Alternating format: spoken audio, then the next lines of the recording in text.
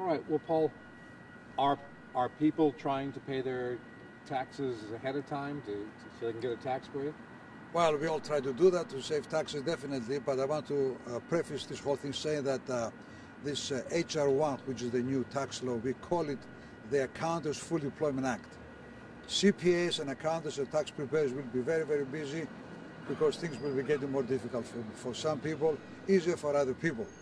The whole idea is really to simplify the tax code, and by increasing the starting deduction from 12 now and will be 13 next year to $24,000, many people will not really have to file a long form. It will be a shorter form.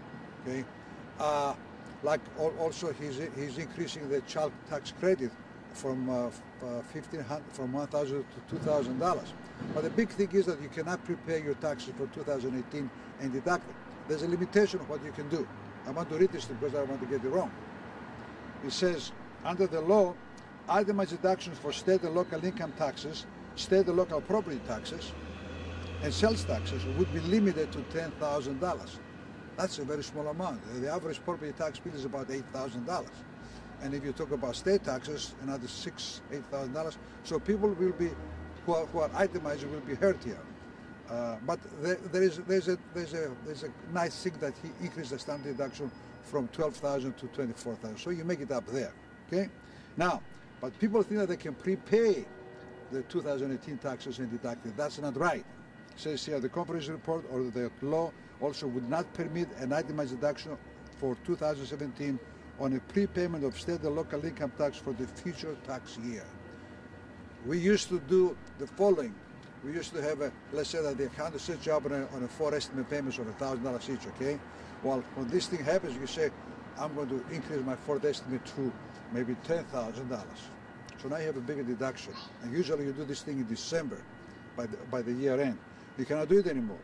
It says thus a prepayment of 2018 state and local income tax paid in tax year 2017 could not be claimed as an itemized deduction on an individual's 2017 tax return. If a tax preparer allows that to do, that's malpractice. So real no escape. No escape.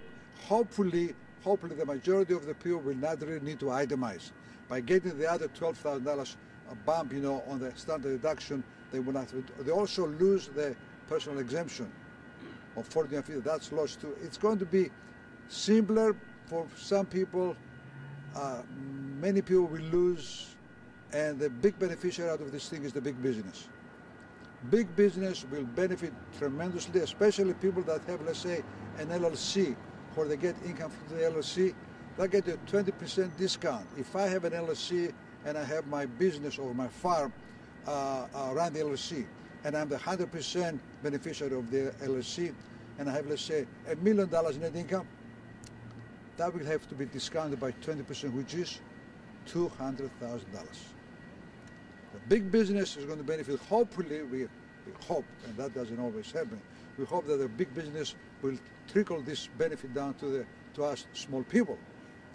If that happens, fine. If it doesn't happen, well, the pessimists will be proven right, that there's no such a thing as a trickle down economy. Okay. So, but big business is a big beneficiary here. The small guy, but this law sunsets in 2025. But the business section of the benefits continue forever. Well, forever is right. The Congress can always overturn it. Well, I mean, the Congress can change the whole thing next time there's a new administration. But Mr. Trump really had something under his sleeve, and he really gave it to us. But again, this is going to be the Accountants Full Employment Act. I'm not an accountant anymore, but for my CPA friends, you got it made. So with the raising of the standard deduction, this could all kind of even out? Hopefully, but as he does that, he also took out the personal exemption, which is 40 and 50 a person. So a family with many children, was really better off, with the old law than with the new law.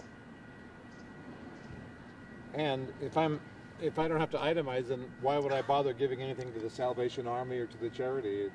That's who's going to hurt. Salvation Army, churches, non-profits will really hurt because there's not going to be so much, desire to give contributions because you cannot get any claim.